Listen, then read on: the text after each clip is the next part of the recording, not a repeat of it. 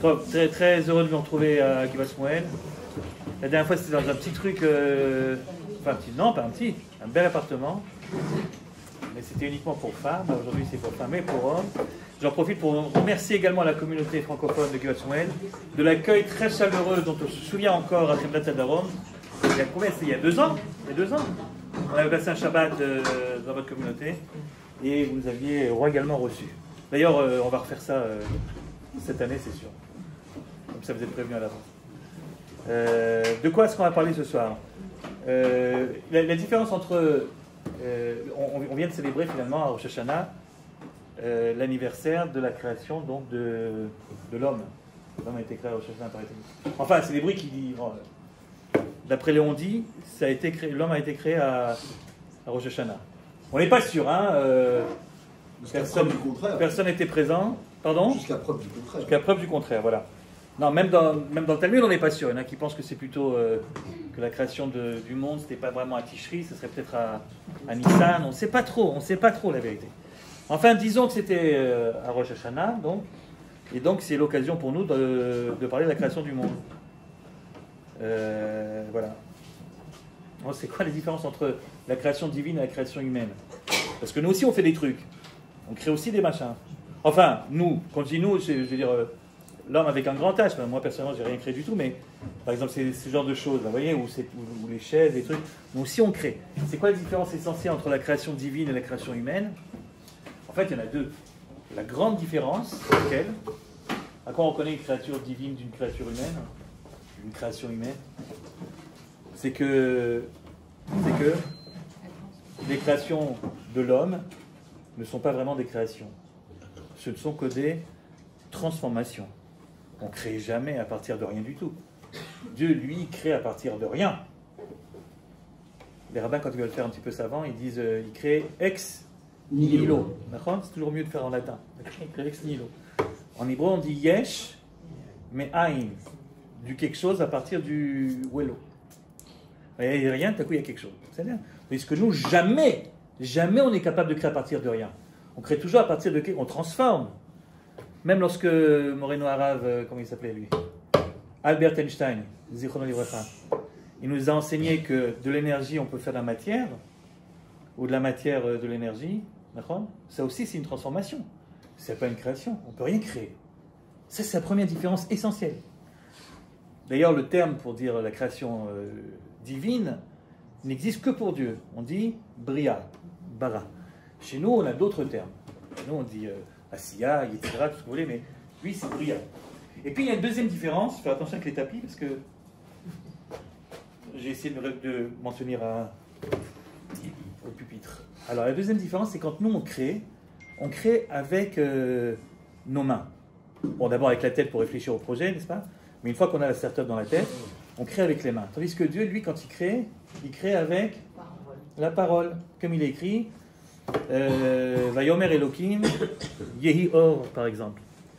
Il y avait combien de paroles créatrices dans le premier chapitre? Combien de fois Dieu a parlé, le monde c'est... Non, il y a 7 jours, mais il y a plus de paroles que de jours. Il y a 10 paroles. Asara Mahamarot. Enfin, c'est comme ça, d'après Léon dit. Si vous comptez, vous voyez qu'il y en a 9, enfin bon. De là, quand les rabbins vous disent quelque chose, il faut toujours vérifier, on ne sait jamais. En fait, il y en a 9, mais c'est considéré comme 10. Ne me demandez pas pourquoi, c'est un problème. En tout cas, il y a 10 paroles créatrices. On le dit d'ailleurs dans la fila tous les matins, on dit Baruch She'amar Ve'haya Olam, celui qui a parlé, et à partir de sa parole, le monde a été créé. Toute cette longue introduction pour vous dire que quand Dieu il a voulu créer, il a donc eu besoin de mots. De mots, puisqu'il crée par la parole. Or, qui dit mot, dit lettre. T'as pas de mots sans lettres. Alors il y a un très joli midrash que vous connaissez certainement. En tout cas une partie d'entre vous c'est sûr. Parce que moi je l'ai appris ce midrash pour la première fois. Je devais être en CE2 ou en CM1 à l'école juive de Lyon, qui était une bonne école juive, d'accord. Mais voilà, donc la maîtresse nous avait raconté ce joli midrash qui en fait, je l'ai su après, ça a été pour la première fois, il a été entendu ce midrash de la bouche de Rabbi Akiva. Ça fait partie de ce qu'on appelle les midrashé otiyot chez Rabbi Akiva. Si vous voulez retrouver le midrash dans le texte, il faut que vous ayez dans un magasin de bondieuserie, il doit y en avoir ici aussi, et vous demandez le livre de midrash qui s'appelle Midrashé Otiyot chez Rabbi Akiva. Il y a un recueil comme ça très spécial de midrashim. c'est pas, on ne trouve pas ça dans les midrashim habituels, genre Midrash Rabbah, Tanchuma. On trouve ça dans un recueil qui s'appelle Midrashé Otiyot Shel Rabbi Akiva, qui veut dire en français les midrashim concernant les lettres par Rabbi Akiva. De là, on apprend deux choses, c'est que tous les midrashim qui sont à l'intérieur, premièrement, sont tous liés avec les lettres et viennent tous de Rabbi Akiva. Voilà, très bien. Et alors, dans ce recueil qui s'appelle Midrashé Otiyot Shel Rabbi Akiva, le premier midrash, c'est celui que ma prof m'avait raconté à l'époque. Alors, le midrash de la chose suivante. Comme Dieu voulait créer le monde et qu'il crée par la parole, et que pour faire des mots il faut des lettres, alors il s'est dit, ah oui, parce que vous savez que Dieu est démocrate, Dieu n'est pas dictateur, vous savez ça. Donc il ne fait pas les choses stam comme ça, par caprice. Alors il s'est aperçu que les 22 lettres de l'alphabet se disputaient entre elles, chacune voulant être la première lettre par laquelle le monde allait être créé. 22 lettres qui se disputent. Alors, Dieu a dit, très bien, on va faire ce qu'on appelle ici un michraz. Un michraz, c'est un appel d'offres. On va faire un appel d'offres. On va demander aux 22 en question de se présenter. J'interrogerai les lettres une par une, et on verra bien celle qui est le plus à même d'être la première avec laquelle le monde va être créé. Et donc, imaginez la scène, donc, Dieu qui se trouve sur son grand trône céleste, et derrière, donc, le paravent, à cette d'attente, il y a les 22 lettres qui attendent qu'on les appelle. Vous voyez bien la scène, hein? Et alors à ce moment-là, Dieu dit que la première entre. Et qui est rentré? Pardon? Qui est rentré? Nachon, c'est le Tav qui est rentré, non pas le Aleph, le Tav. Le Tav. Normalement, ce serait attendu à ce que le Aleph rentre. Mais non, c'est le Tav. Pourquoi? Le Tav, il vaut combien? 400, c'est le plus gros. Il pèse le plus. Alors, comme il est le plus gros et qu'il pèse le plus, il a tout simplement enlevé tout le monde, okay, il a poussé tout le monde, et il est rentré le premier. Là-dessus, raconte Rabbi Akiva, Dieu voit le Tav, il regarde le Tav dans les yeux, il lui dit « Ah, ça ne va pas pouvoir se faire, ça. C'est pas possible avec toi. » Et le Tav dit « Mais pourquoi ?» Il dit « Parce que tu me rappelles la mort. » Comment est-ce qu'on dit en hébreu la mort? Mavet. Mavet. Et il est vrai que pour faire le mot Mavet, on a besoin de Tav. D'accord? Donc tu m'appelles Mavet.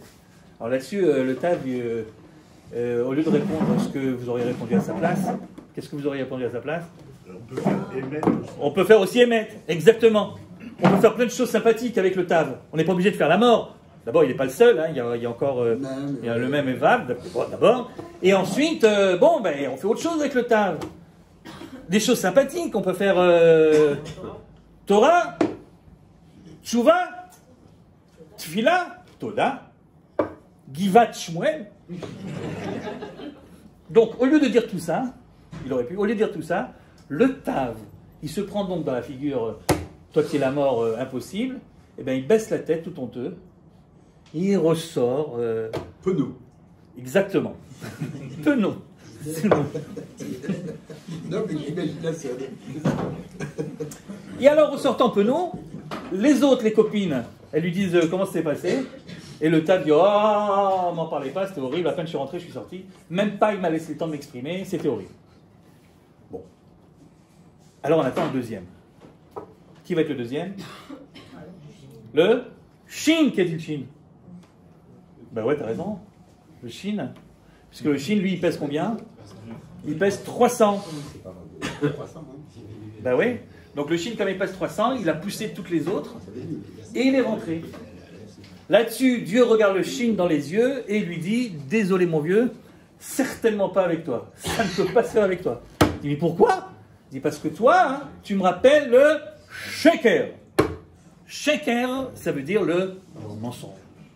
Je ne peux quand même pas commencer le monde avec du mensonge. Et là, de nouveau, le Shin aurait pu dire « Mais je ne suis pas seulement Sheker. Je suis aussi Shalom, Simcha, Shabbat. Shema, très bien. Shabbat, Shalva, Sheket. D'accord? Givat Shmuel. Ça marche bien avec Givat Shmuel, il y a plein de lettres. Donc il aurait pu dire tout ça, et bien le Shin ne dit rien du tout. il baisse la tête tout honteux et il ressort une horreur. Après le Shin, qui c'est qui rentre? 200. Le Resh. Le Resh qui vaut donc 200. Ok? Et c'est à ce stade du récit que vous êtes en train de vous dire... Le Kling, il s'est bien moqué de nous. On lui a dit t'as 1 heure pour parler. Il a choisi le midrash le plus long qu'il a trouvé. Le temps que je raconte le midrash, l'heure elle est passée. Et hop, on abrège.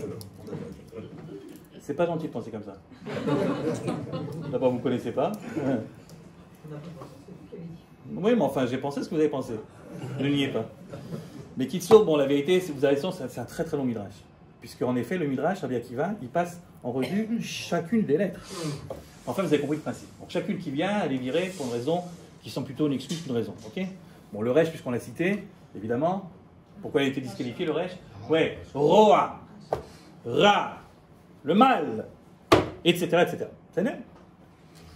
Jusqu'au moment où rentre la lettre Bet. Rentre la lettre Bet. Et à peine le Bet rentre, alors Dieu, il fait ce fameux sourire qui a fait sa grande réputation, c'est-à-dire, ok? Et en voyant le bête, il lui dit, Baruch haba beshem Hashem, becha atriv et haolam. Baruch haba beshem Hashem. Béni sois-tu. Enfin, bienvenue, quoi. Béni sois-tu. Beshem Hashem.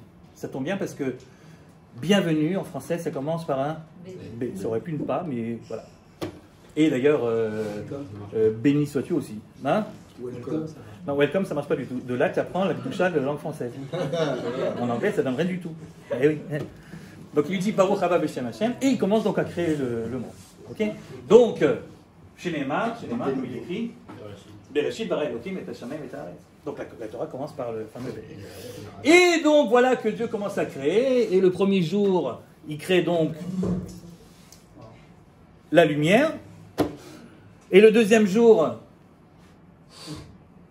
il sépare les eaux d'en haut des eaux d'en bas. Ok? Puis la Yabasha apparaît, donc la terre ferme. Le troisième jour, on est déjà à la végétation, figurez-vous.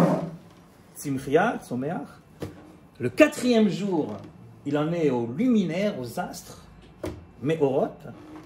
Et le cinquième jour, il s'attaque pour la première fois aux êtres vivants. Et les êtres vivants du cinquième jour, comme vous le savez, ce sont les... pas tous, lesquels? Les poissons, les reptiles, enfin, tout ça. Parce qu'en fait, il a divisé le règne animal en deux. Une partie le cinquième jour et une partie le sixième. Comment est-ce qu'on se rappelle lesquels ont été créés le cinquième et lesquels le sixième? C'est quoi la différence entre les uns et les autres? Ouais, les poissons, les reptiles, les rampants et tout ça, et même les volatiles, c'est ceux du cinquième jour.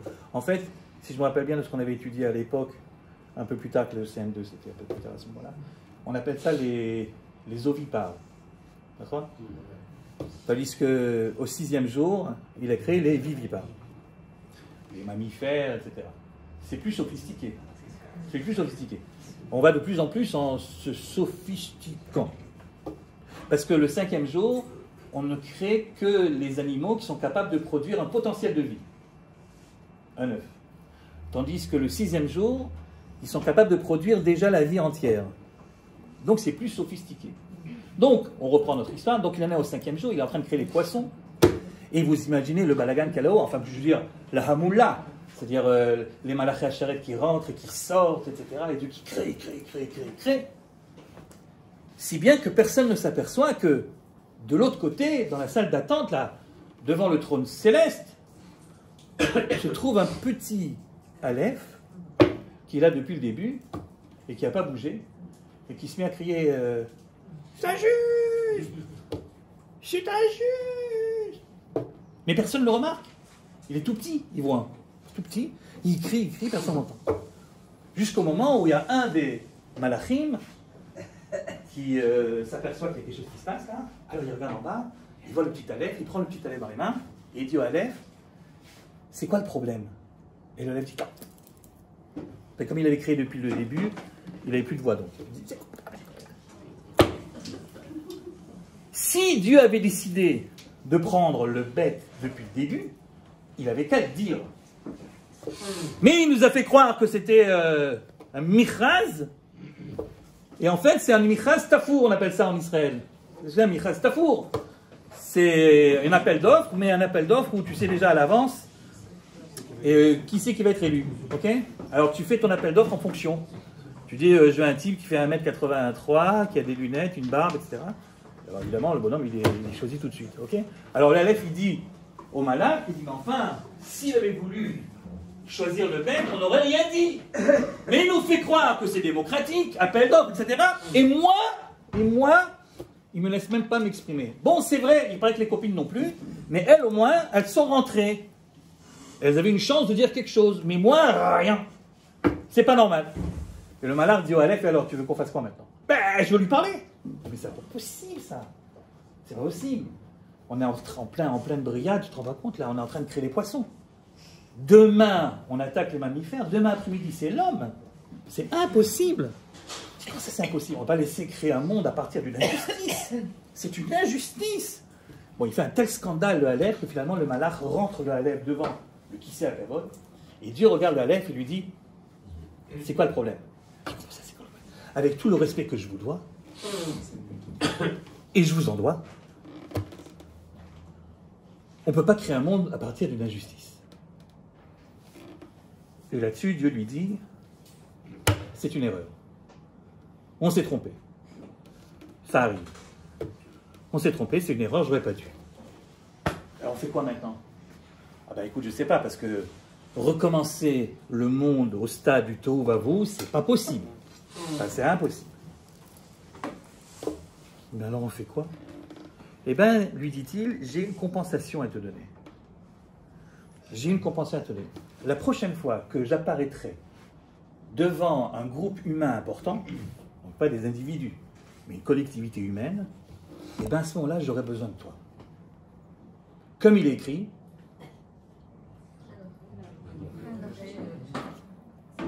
Anochi, Hashem Elokecha, je suis l'Éternel ton Dieu. Ça commence par un Aleph, c'est comme ça que commencent donc les Aseret Divrot, les 10 paroles. Je suis l'Éternel ton Dieu, ça aussi c'est 10 paroles, vous voyez. Et, c'est-à-dire 10 qui sont aussi 9 finalement, parce qu'on ne sait pas très bien combien il y en a là-bas. C'est des paroles, mais c'est pas obligatoire. En français, on dit commandement. On appelle ça les 10 commandements. En hébreu, on dit la 7 à 10 brot. Donc on ne dit pas les 10 mitzvot, parce qu'il n'y en a pas 10 de mitzvot, il y en a 613. Oui, mais dans le décalogue, il y en a 10. Oui, mais va savoir, c'est tous des mitzvot. C'est pas sûr que c'est tous des mitzvot. Hein. Ah ouais, Anochi Hashem Elokecha, c'est quoi? Il y en a qui le comptent. Bah, on ne sait pas justement. Il y en a qui comptent, il y en a qui ne comptent pas. Bah, Maïmonide dit que c'est une mitzvah. Je suis l'Éternel ton Dieu. C'est quelle mitzvah? Elle consiste en quoi la mitzvah? La mitzvah de croire. La mitzvah de croire en Dieu. Il y a une mitzvah, d'après Maïmonide, il y a une mitzvah de croire en Dieu. Comment je sais? C'est écrit Anochi Hashem Elokecha. Là-dessus, il y en a plein qui disent, mais c'est pas possible. D'abord, c'est pas le style de la mitzvah. Une mitzvah, c'est avec un impératif. Tu feras ci, tu feras pas ça. Mais Anochi Hashem Elokecha, ça a plutôt l'air d'une carte de visite. Anochi Hashem Elokecha. Je suis éternel, je me présente. Sur ma carte de visite, à moi, il y a écrit Elikling Prof. Sur la scène, il y a écrit Hashem Elohim, celui qui t'a sorti d'Égypte. C'est une présentation du personnage. Donc on ne sait pas s'il y en a vraiment 10 ou s'il y en a 9. C'est bien. Bon, en tout cas, là-bas, on commence en effet par Anochi, par un Aleph. Et Dieu dit au Aleph, quand je viendrai me présenter devant l'ensemble du peuple d'Israël, j'aurai besoin de toi, comme il écrit Anochi Hashem Elokecha. Là-dessus, le Aleph, il repart très satisfait, très content. Fin du Midrash. Fin du Midrash de Rabbi Akiva. Ben voilà, ben je vais y aller maintenant. Il y a Adam aussi. Pardon? Il y a Adam aussi. Oui, il n'a pas dit. Il aurait pu dire plein de choses, mais non, il a dit Anochi Hashem Elokecha. La vérité, je comprends très bien pourquoi ma prof du CM2, elle m'a raconté du CE1, ou je ne sais plus, pourquoi elle m'a raconté le Midrash. Parce que c'est le genre de Midrashim qui sont sympathiques à raconter aux enfants. Évidemment. Les enfants, pour éveiller, pour garder leur attention éveillée, il faut raconter les midrashim de ce style-là. Alors ça semble émerveilleux, c'est un petit peu, voilà, c'est merveilleux, bon, ils dorment moins. Mais la vérité, c'est que les midrashim n'ont pas été écrits pour les enfants. Midrashim, Rabbi Akiva, il ne s'est pas dit, tiens, qu'est-ce que je vais faire pour permettre à la prof de CE2 de passer encore une petite demi-heure? Non, il a écrit ça pour les adultes. Et le problème avec les midrashim qu'on raconte aux enfants, Alors quand je dis au CE2, encore je suis gentil, mais en Israël, on en raconte déjà des midrashim au Gan. Au Gan. Quand tu racontes des midrashim au Gan, il y a toujours un problème. C'est que le gosse, il prend ça au premier degré, bien sûr. Et va savoir s'il aura l'occasion plus tard. Alors en Israël, il y a plus de chances qu'il ait l'occasion plus tard. Parce que bon, quand même, s'il fait le cursus normal, et il risque de poser une fois la question à quelqu'un de... Enfin, qu'est-ce que le midrash veut dire? Mais en France, c'est horrible. Parce qu'en général, c'est la première et la dernière fois qu'ils ont entendu le midrash. Et quand il quitte l'école, quand il quitte le truc, il fait sa bar mitzvah ou sa bat mitzvah, ben après, qu'est-ce qui reste dans la tête finalement? Qu'est-ce qu'ils ont dans la tête? Que la Torah, c'est une grande histoire de conte des 1001 nuits, quoi. Une histoire que je raconte souvent, c'est ce qui m'est arrivé à moi quand j'étais dans l'école de formation de profs en France. On les avait envoyés écouter un cours, les Dougmas, un cours modèle. La seule chose qui était modèle dans ce cours, c'est comment ne pas enseigner. Ce qui est important aussi. Mais le prof, il avait en face de lui une classe de 6e, quelque chose comme ça, ouais. Et puis, il a trouvé intelligent de raconter le midrash de l'âne. Vous connaissez le midrash de l'âne? Le midrash de l'âne, c'est que l'âne dont Avram s'est servi pour amener son fils à la Hakeda, c'est le même âne sur lequel Moshe a mis sa famille quand il était à Midian pour rentrer en Égypte, pour aller sortir le peuple juif d'Égypte. Donc c'est écrit là-bas qu'il est rentré à Dodan, donc c'est le même âne. Et c'est le même âne, dit le Midrash, sur lequel viendra le Mashiach. Parce que le Mashiach aussi, il vient sur un âne. Ok? Il raconte ça, le bonhomme. Oui, il raconte ça. Évidemment, il y a un gosse qui fait monsieur. Il dit oui, quoi? Il dit mais cet âne, il est où là maintenant? Alors, en fait, le prof, il n'avait pas prévu la question. Alors, tu vois qu'il est en train de s'énerver un petit peu, quoi. Et il lui dit... Ça m'arrive toujours, dès que je dis du mal de quelqu'un, bien que vous ne le connaissez pas, celui-là, enfin. Alors, qu'est-ce qu'il dit? Il dit, cet âne, il est caché dans une grotte mystérieuse, que personne ne le sait où elle est la grotte. Alors, il y en a un qui fait, monsieur, si personne ne sait où elle est la grotte, comment le Mashiach il va faire pour la trouver? Et là, tu vois que le type, il avait encore moins prévu la deuxième question que la première. Il commence à s'énerver. Il s'énerve, et puis il fait ça sera un miracle de l'époque messianique que le Mashiach il va trouver où est-ce qu'elle est la grotte. Alors, il y a un troisième qui dit monsieur. Même si le Mashiach il trouve la grotte, il doit être vieux, l'âne. Et alors, s'il est vieux, comment il va pouvoir porter sur son pauvre dos le poids du Mashiach? Et là, il était très énervé. Il les regarde tous et puis il dit ça sera le deuxième miracle de l'époque messianique. Vous comprenez? Celui qui a dit que le Mashiach il arrive sur l'âne de Moshe qui est en même temps l'âne d'Abraham, il voulait sûrement pas dire qu'il était caché dans une grotte là, c'est sûr que non. Mais c'est ça, quand tu commences à enseigner ça à des gosses, alors après évidemment tu prends toi-même au jeu. Alors, il y a deux possibilités pour enseigner les midrashim aux enfants. Soit tu sais qu'est-ce qu'il a voulu dire. Il faut deux conditions. Première condition, que tu comprennes ce qui se cache derrière le midrash. Et que deuxièmement, tu comprennes que le public auquel tu veux normalement raconter le midrash, il est capable de comprendre l'explication. Mais s'il y a une des deux conditions qui manque, ne raconte pas. Même si c'est tentant, d'accord, c'est tentant, mais raconte pas. Comme une fois, ma fille, elle revient de l'école, et une bonne école, hein. La Kfar Maïmon, un bon village sympathique. Elle revient de l'école, elle me dit, ah ben, Zekatou Batora, la Noma Mina. C'est écrit dans la Torah, mais j'y crois pas. Et c'est là que tu te dis, mais enfin, on a fait des pieds et des mains pour faire notre aliyah, pour habiter dans un yishuv dati, pour qu'elle ait une école, une bonne école. Et qu'est-ce qu'elle a encore appris? Pourquoi elle revient en disant, c'est écrit dans la Torah, mais j'y crois pas? Qu'est-ce qu'elle avait appris, la petite? Elle avait appris que Rivka, quand elle est allée donner à boire aux chameaux, elle avait 3 ans.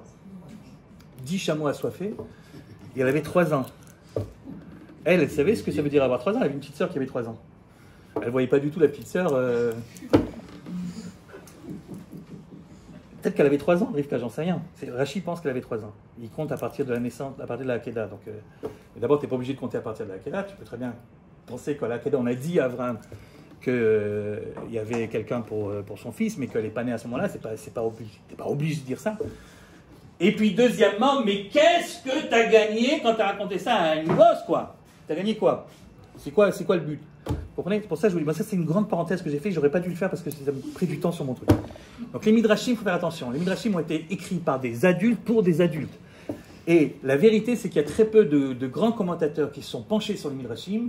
C'est vrai, c'est curieux, il y en a très peu. La plupart de nos grands Talmidei Chachamim et Parshanim, ils se sont penchés sur le côté ilchatique, sur le côté juridique de la Torah. Mais il y en a très peu qui ont pris la peine d'expliquer les Midrashim. Pourquoi? Pas parce qu'ils ne connaissaient pas le symbole du Midrash. Non, c'est simplement parce qu'ils pensent que ce n'est pas intelligent de raconter. C'est comme si je te raconte une blague et que tu ne comprends pas la blague. Je ne vais pas te l'expliquer, c'est stupide. Ça perd son charme. Le Midrash, ou tu le comprends, ou tu ne le comprends pas. Tu le comprends, tant mieux. Tu ne le comprends pas, ce n'est pas dramatique. De toute façon, c'est un Midrash Agada, il n'y a pas de conséquences au niveau de la halakha. S'il n'y a pas de conséquences au niveau de la halakha, on s'en fout, quoi. Tu l'as compris, c'est bien. Tu l'as pas compris, c'est pas grave. On passe à autre chose. Voilà, c'est certainement la raison pour laquelle ils n'ont pas tellement pris le temps d'expliquer les Midrashim. Il y a peut-être d'autres raisons également. Mais voilà, on a quand même la chance d'en avoir un grand parmi les grands qui a écrit des livres entiers sur les Midrashim. C'est le Maharal de Prague. D'abord, il a écrit des bouquins qui s'appellent Explication de la Haggadah, mais à part ça, même dans les autres bouquins qui parlent des fêtes en général ou des trucs, il ramène beaucoup de Midrashim qui l'expliquent. L'histoire de l'âne, par exemple, il dit que l'âne en hébreu c'est chamor, qui sont les lettres de chomer, qui veut dire la matière, et que chevaucher l'âne, dans le symbole c'est chevaucher la matière, ça domine la matière, et que les trois moments historiques dans l'histoire de l'humanité où il y avait cette possibilité de dominer son instinct et sa matière, c'est en effet Abraham, Moshe et le Mashiach, et puis il développe tout ça, mais bon, c'est pas le cas. Donc le Maharal, on a la chance, il s'est occupé également du Midrash des lettres de Rabbi Akiva. Et alors voilà ce que dit le Maharal. Le Maharal, il pose des questions que normalement tout le monde devrait poser en lisant ce Midrash pour la première fois. Ce Midrash, bon, on a bien compris que c'est un symbole, bien sûr, les lettres ça parle pas, ok. Donc les lettres représentent des valeurs, ok, très bien. Mais il n'empêche qu'il faut quand même qu'il y ait une certaine logique à l'intérieur du Midrash. Or ce Midrash, il n'est pas logique, d'abord parce que chaque lettre aurait pu se défendre, comme on a dit tout à l'heure, en disant mais moi je suis aussi Torah, Shuvah, etc. Premièrement, pourquoi ils ne l'ont pas fait? Deuxièmement, c'est quoi cette histoire? Et c'est beaucoup plus grave cette deuxième question que la première. C'est quoi cette histoire de fin de Midrash où tout à coup Dieu reconnaît que il s'est trompé, il s'est gouré? Depuis quand le bon Dieu il se trompe? Ça veut dire quoi? C'est une erreur, c'est pas une erreur. Troisième question, les lettres voulaient être la première avec laquelle le monde va être créé, et non pas la première lettre d'un passouk important de la Torah. Pourquoi est-ce que la compensation que Dieu donne au Aleph satisfait le Aleph? Le Aleph n'était pas venu pour ça, il est venu pour être le début, à partir de la valeur, si vous voulez, à partir de laquelle le monde va être créé. Mais pas la première lettre d'un joli passouk, Anochi Hashem. Il y a d'autres psukim très jolis dans la Torah. Il y a Shema Yisrael, Hashem Elokeinu Hashem Echad. Il y avait Avta l'Eracha Kamocha. Il y avait Avta et Hashem Elokecha. Mais tout ça, ça ne remplace pas la lettre à partir de laquelle le monde va être créé. En quoi la compensation en est une? Toutes ces questions, il faut les poser quand tu étudies un Midrash pareil. Mais le Maharal, à part ces questions-là, il pose une autre question, que s'il ne l'avait pas posée lui, on ne l'aurait pas posée nous. Il dit la chose suivante. Il dit moi, si j'avais été une lettre valeur, si j'avais été une valeur, je ne me serais pas battu pour être la première valeur par laquelle le monde va être créé. On n'en a rien à faire de la première valeur. C'est pas important de savoir par quelle valeur le monde va être créé. Ce qui est important, dit le Maharal, c'est la dernière lettre de la Torah. Parce que ce qui m'intéresse à moi, dit le Maharal, en tant qu'être humain, c'est pour quelle raison, pour quelle valeur le monde va être créé. Non pas à partir de quelle valeur, mais quel est le but de tout ça? Quel est l'objectif? Pourquoi le bon Dieu, un bon matin, il se réveille, il se dit tiens, on va créer un monde? Pourquoi? Qu'est-ce qu'il y a? Qu'est-ce qui lui manque dans son monde à lui qu'il est obligé d'en créer un nouveau? C'est ça qui m'intéresse. Donc, si j'avais été une lettre, enfin une valeur, je me serais battu pour être la dernière lettre du Sefer, et non pas la première. Pourquoi se battent-elles pour être la première? Demande le Maharal. Réponse du Maharal, il y a deux sortes de profs, les bons profs et les mauvais profs. Les bons profs et les mauvais profs, nous on les connaît tous, on était à l'école. C'est quoi les bons profs et les mauvais profs? Je suppose que chacun d'entre nous a sa définition. Enfin, celle du Maharal est la suivante. Le bon prof, c'est celui qui, quand il commence son cours, tu as l'impression qu'il sait où il veut aller. Le mauvais prof, c'est celui qui commence son cours et très rapidement, il bifurque, il bégaye, il se laisse avoir par une question d'un élève et hop, il se laisse embarquer. D'ailleurs, les élèves le repèrent de loin. Ok. Et donc, ça c'est un mauvais prof. Plus que ça, dit le Maharal, le bon prof, c'est celui qui, le premier cours de l'année, et c'est vrai que c'est ce qu'on apprend aussi dans les écoles pour être prof, le premier cours de l'année, au lieu de commencer son cours, il dit à ses élèves, sortez vos cahiers et écrivez, on va étudier cette année le sujet, il met en gros le sujet du cours de l'année, du semestre. Puis après il dit, ça va se diviser en 5, 6 parties, grand 1, grand 2, grand 3, grand 1, il écrit le titre de chacune des parties. Et après il dit également les subdivisions de chacune des parties. Autrement dit, dès le départ, il annonce la couleur et il leur dit aux élèves où est-ce qu'il veut aller. Il a un plan. Pourquoi c'est très important? Parce qu'ensuite, le gosse, il peut suivre l'évolution du cours. Voilà, ça on a déjà fait, ça on n'a pas fait, tiens, ça on a sauté, on va peut-être revenir, etc. Et ça donne les choses, ça rend les choses claires. Comme Dieu est un excellent professeur, à quel moment croyez-vous qu'il nous dévoile son objectif? Où est-ce qu'il veut arriver? Tout au début. C'est la raison pour laquelle les lettres se battent non pas pour la dernière place, mais pour la première, ayant bien compris que tout au début de la Torah, qu'est-ce que va faire Dieu? Il va nous annoncer pourquoi, en 2 mots, pourquoi le monde a-t-il été créé? Pour quelle valeur?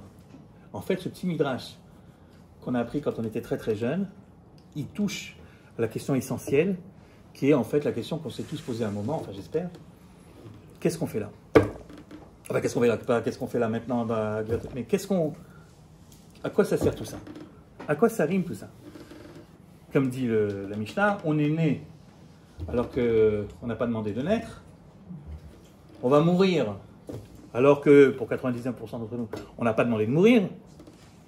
Et entre la naissance et la mort, on s'agite beaucoup, on fait plein de trucs, on croit qu'on fait des choses importantes.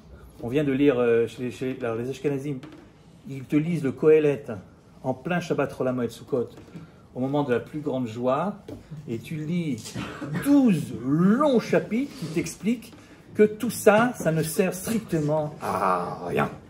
Ça vaut rien, et ça vaut rien. Et si tu croyais que ça vaut quelque chose, tu te trompes, ça vaut rien non plus. Ça, il faut être vraiment juif ashkénaze pour comprendre pourquoi en pleine joie, tu es obligé de prendre justement Kohelet, tu vois. Ils avaient peur que tout d'un coup, il y avait peut-être un moment où on serait un petit peu joyeux. Kohelet, ça te plombe l'ambiance. Là, il y a une espace. Non, c'est pour ça que je me sens... Il n'y a pas un petit ashkénaze qui se cache. Non. Non. Notre ami. Ah oui, c'est vous qui avez lu? Ouais. Ah non? Bon, bref, tout ça pour vous dire que je ne sais pas pourquoi on parle de Kohelet tout d'un coup. Je ne sais plus où est-ce que j'en étais. Pourquoi j'ai parlé de Kohelet là? Oui, pour dire la finalité.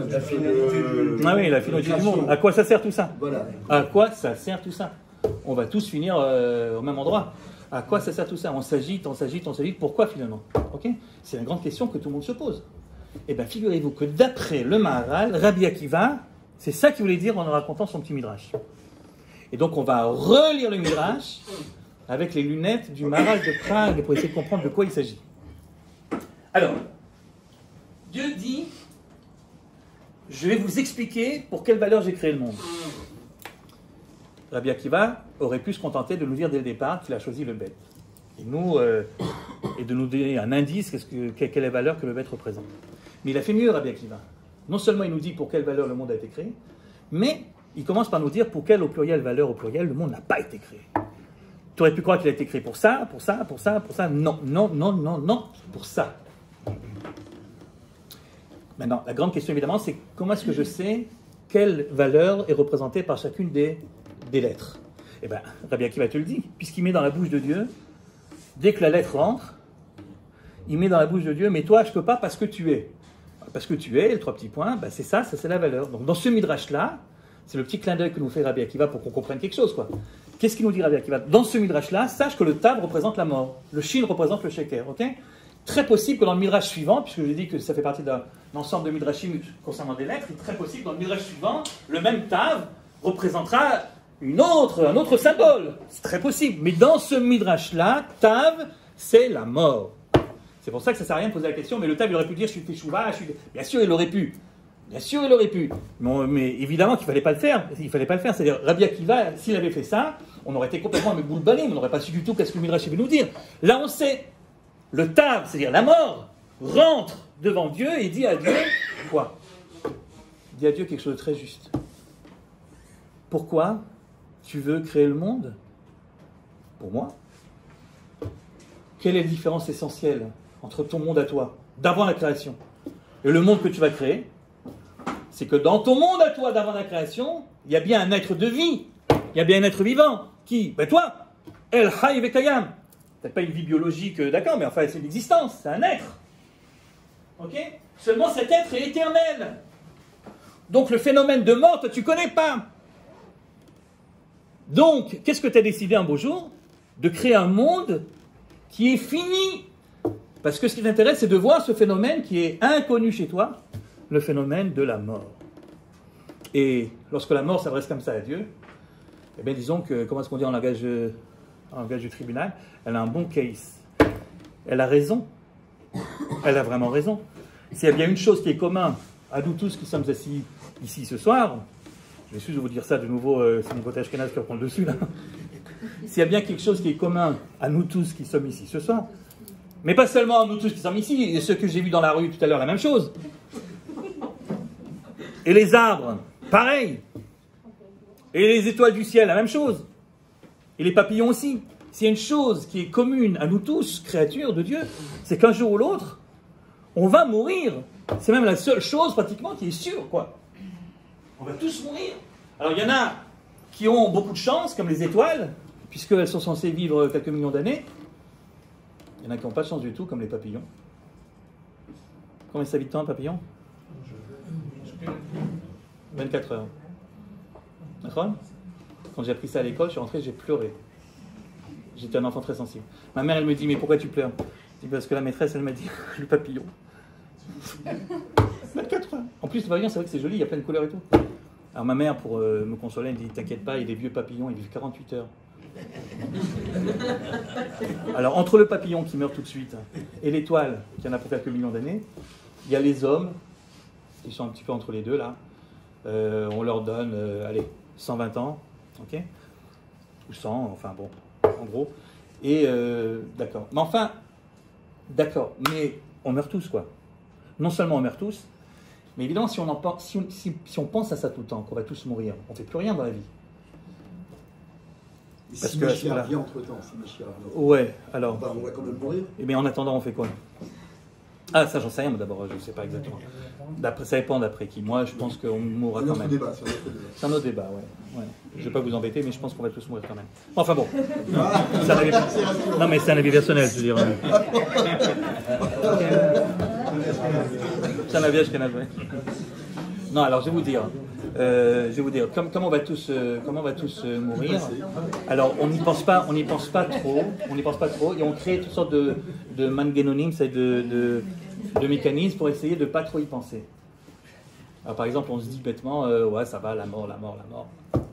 C'est quoi? C'est un instant à la fin de la vie, quoi. On vit 80, 90 ans, 100 ans, 120 ans, et puis on meurt, hop, ça va. Ça va. Ouais, ça baisse. Ouais, c'est pas vrai. C'est une façon de parler. C'est pas vrai. La mort, c'est pas un instant. La mort, c'est un long processus.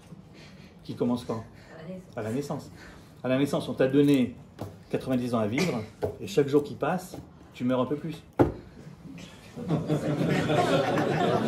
fait, je suis vraiment désolé, mais c'est ça. Est-ce que vous savez à quel âge l'homme est au maximum de ses capacités intellectuelles, physiques, etc. À quel âge? 40 ans. Mais non. À 18 ans. Oh là là. Entre 17 et 18 ans, l'homme, il a en pleine capacité, il a les plus grosses capacités intellectuelles et physiques. C'est pas pour rien que l'armée nous les prend à cet âge-là. C'est ce qu'ils font. Ils savent ce qu'ils font.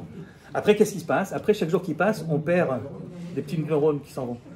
Vous allez me dire, si c'est à 18 ans que les gens ont les plus de neurones, comment se fait-il que pour demander conseil, on va plutôt demander à des vieux de 40-50 ans? Parce qu'ils ont l'expérience. Donc l'expérience compense les neurones qui sont partis. Ok? C'est-à-dire, tu as perdu des neurones, mais tu as l'expérience qui compense. Au bout d'un moment, tu perds tellement de neurones que l'expérience ne compense plus vraiment.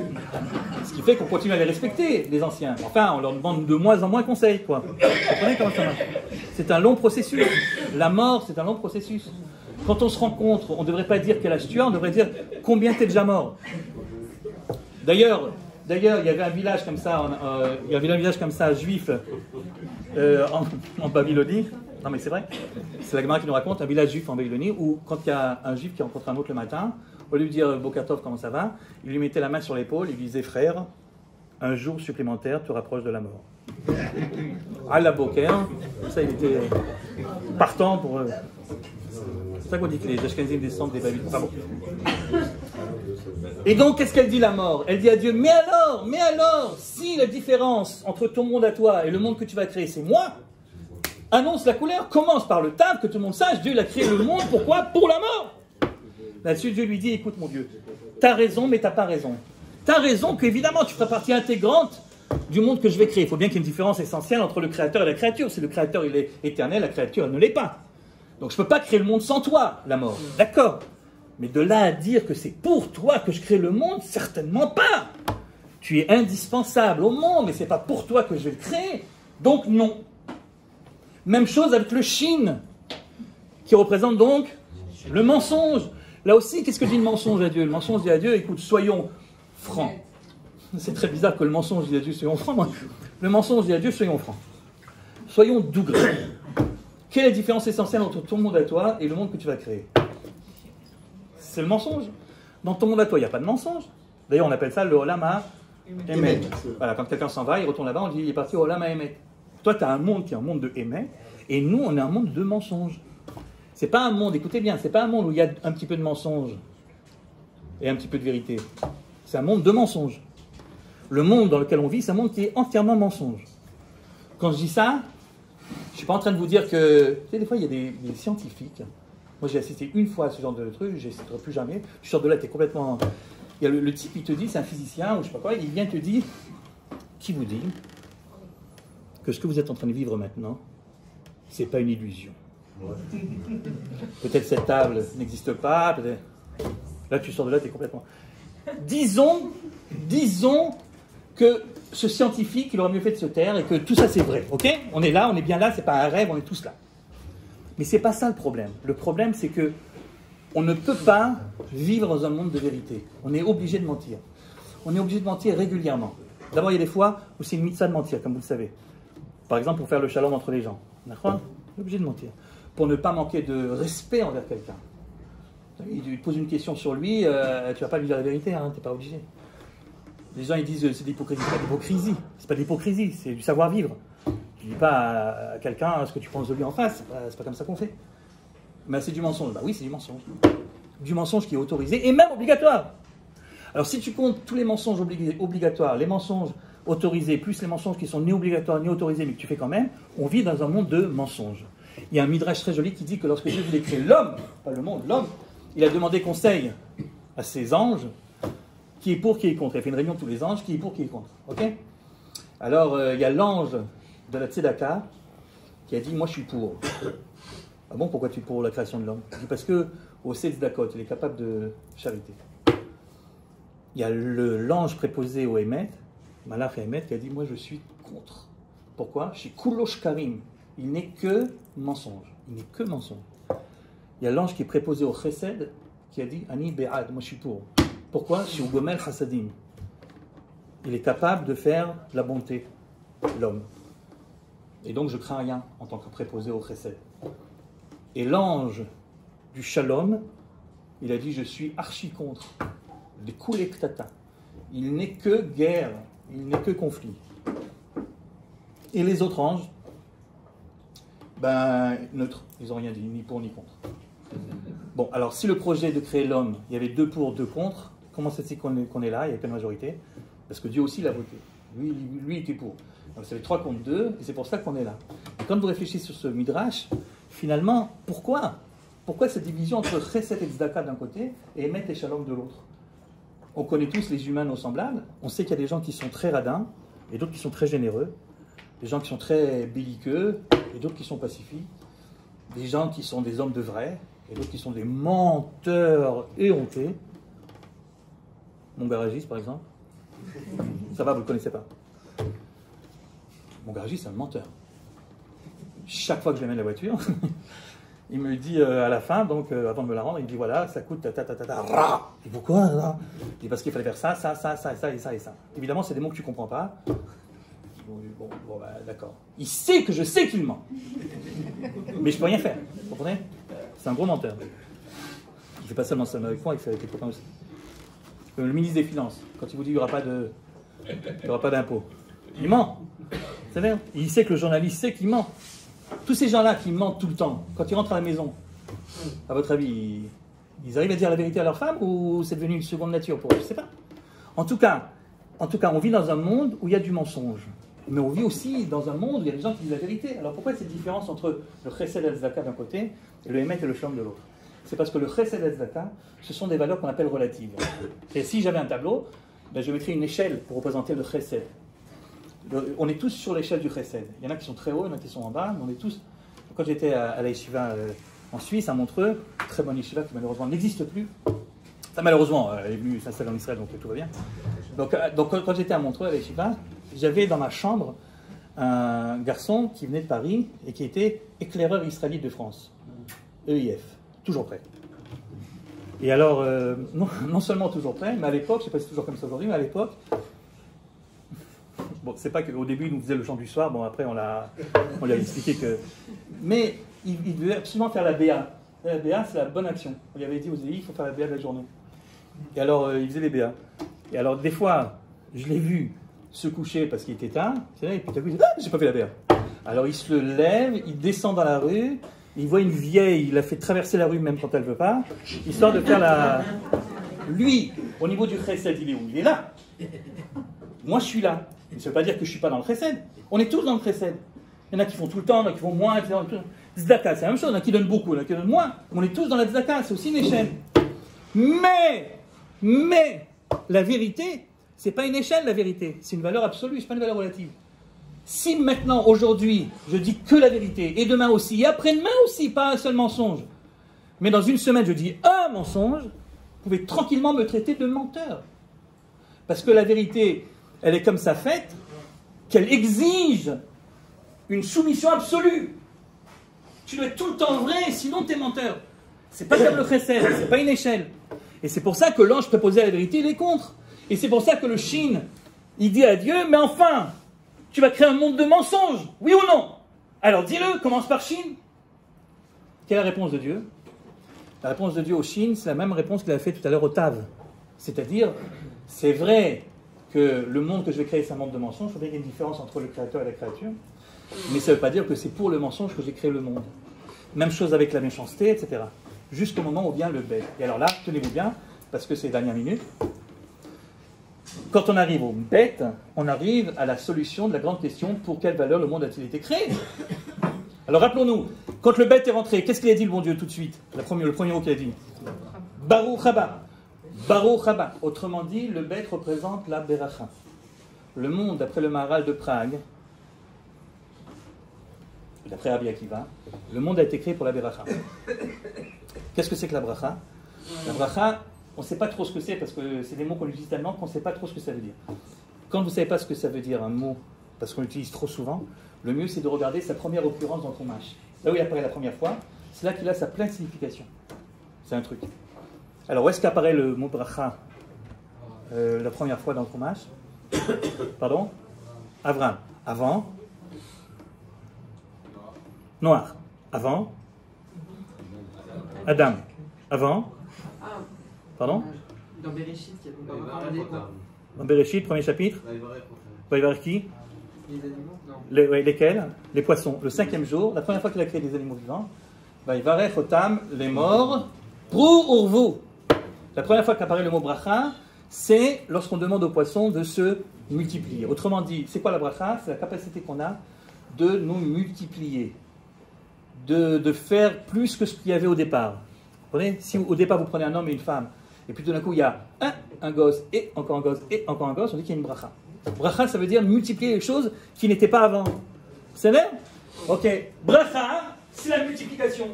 Or, le monde de Dieu est un monde où il n'y a pas de bracha possible. Le monde d'en haut. Pourquoi il n'y a pas de bracha possible en haut? Parce qu'il est déjà fait. Parce qu'il est déjà entier. Il n'est pas perfectible.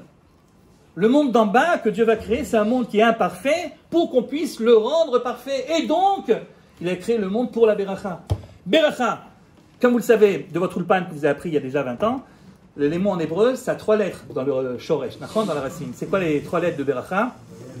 Bet, resh et kaf, qui ont comme valeur numérique bet 2, resh 200, kaf 20. Donc la deuxième des unités, la deuxième des centaines, la deuxième des dizaines. Pourquoi la deuxième?